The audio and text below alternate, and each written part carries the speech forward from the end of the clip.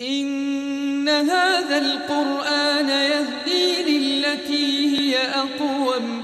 ويبشر المؤمنين الذين يعملون الصالحات أن لهم أجرا كبيرا. قرآني نبض حياتي، قرآني طهر ذاتي، قرآني عصمة أمري، قرآني طوق نجاتي، قرآني طوق نجاتي. الحمد لله نحمده ونستعينه ونستغفره ونؤمن به ونتوكل عليه ونعوذ بالله من شرور أنفسنا ومن سيئات أعمالنا،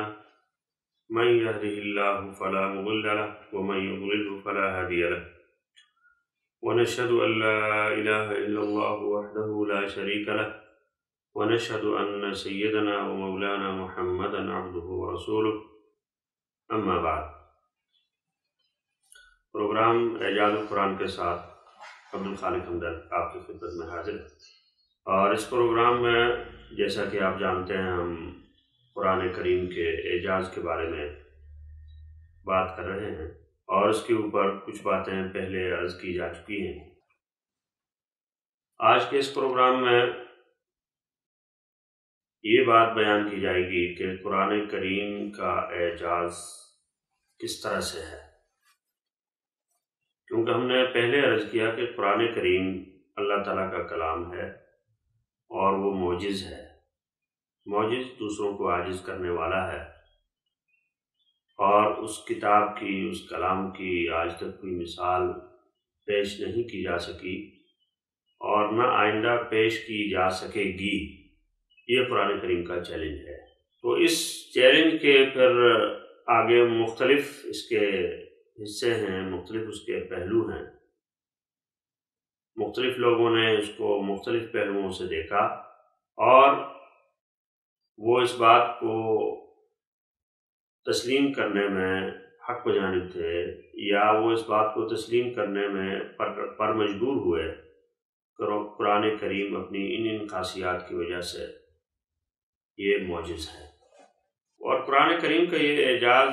من حیث المجموع یہ کتاب جو ہے وہ معجز ہے۔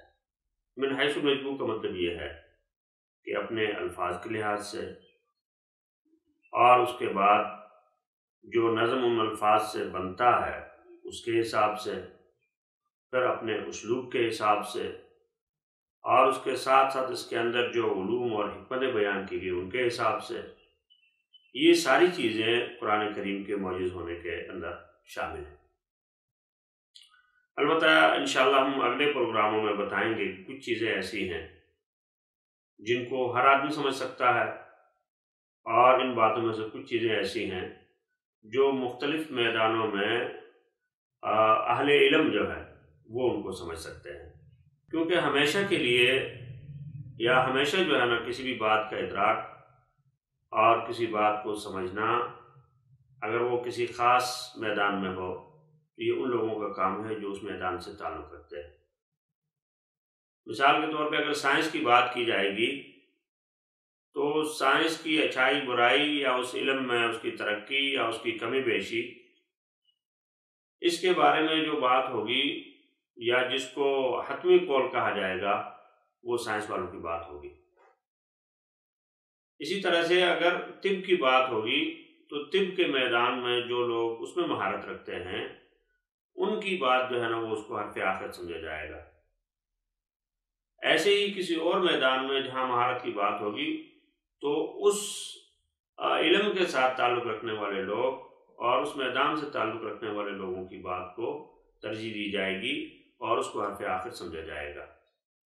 اور ساری دنیا میں یہ رواج ہے کہ مثلا اگر کسی نے رائے لینی ہے کہ یہاں پہ ایک ہم نے عمارت بنانی ہے، یہ عمارت جو ہے کتنی منزلہ ہونی چاہیے، اس زمین کے اوپر اس کو بنانا چاہیے نہیں بنانا چاہیے، یا اگر یہاں بنائیں تو اس میں کس قسم کا مواد استعمال کرنا چاہیے، تو اس کے بارے میں رائے کبھی بھی جو ہے کسی قانون دان سے نہیں مانگی جائے گی،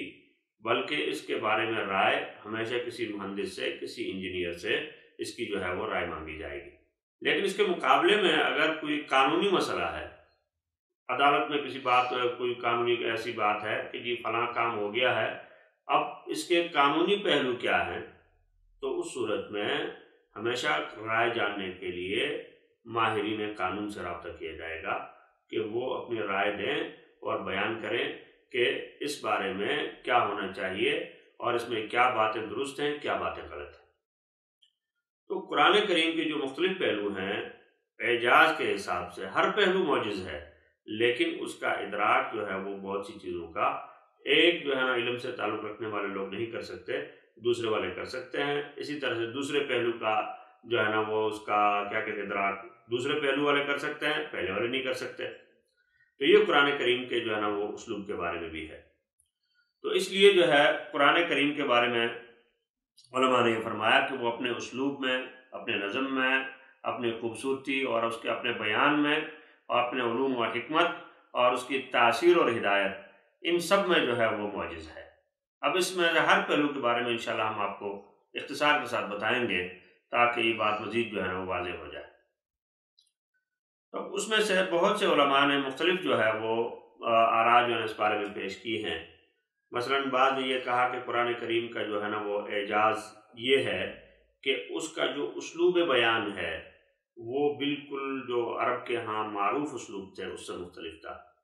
نہ وہ نظم ہے، نہ وہ نثر ہے، اور نہ جو ہے وہ اس کے اندر ان کی جو سجا ہے وہ ہے،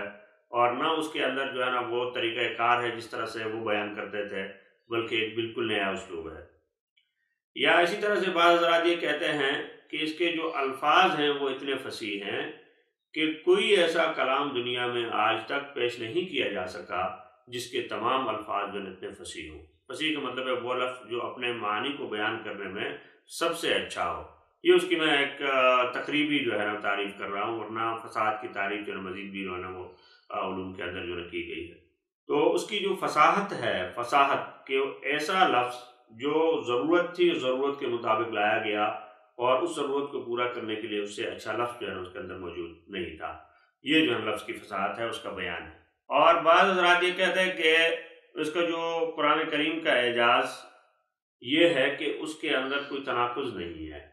یعنی ایک رائے آئی ہے اور اس کے بعد قرآن کریم نے دوسری جگہ اس کو جو ہے نا جھٹلا دیا ہو، یا اپنی ہی بات کے اندر جو ہے نا اس کے اندر اختلاف ہو گیا ہو، یا دوسری جگہ جو ہے نا ایک حکم دیا اس کے خلاف کوئی حکم دیا ہو۔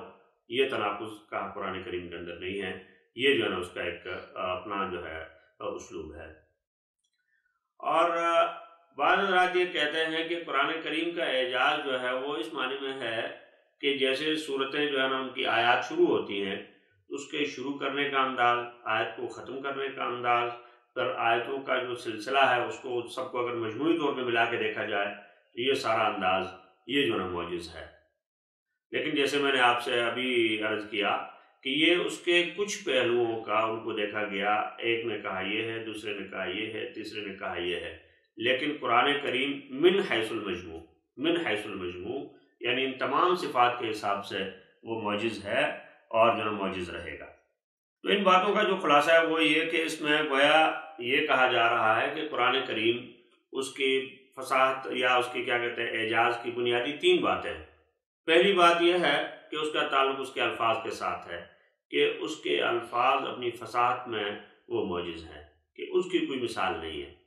اور دوسری بات اس کی بلاغت اور جو ہے نا وہ معنی کے حساب سے، اس کی بلاغت اور معنی کے حساب سے اس کی کوئی مثال نہیں ہے۔ اور تیسری بات جو ہے اس کو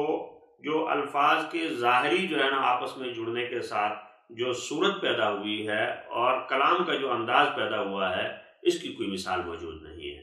یہ تو اس کے ظاہری جو ہے اس کے ساتھ ہے، لیکن اس کے ساتھ علماء نے تفصیل کے ساتھ جو اس کو بیان کیا ہے وہ مختلف اسالیب جو ہے وہ اس کی 10 وجوہ لکھی گئی ہیں، بعض حضرات نے اس کو 14 لکھا ہے، اور بعض جو ہے وہ دوسری کتابوں میں اس کی مزید جو ہے نا تفصیل لکھی گئی ہے کہ اس کے جو ہے نا وہ اعجاز کے جو ہے کیا کیا اس کے اسلوب ہیں اور کیا کیا باتیں جو ہے نا معجز ہیں۔ بہرحال ان سب باتوں کے باوجود جو بات ان سب باتوں میں مشترک ہے وہ یہ ہے کہ قرآن کریم اپنے اسلوب میں معجز ہے، اور اپنے الفاظ کے لحاظ سے معجز ہے، اپنے معنی کے لحاظ سے معجز ہے، اور یہ ساری چیزیں جو ہے جب مل جاتی ہیں تو اس سے ایک ایسا اعجاز وجود میں آتا ہے کہ جس کا انکار کرنا کسی کے لیے ممکن نہیں ہے۔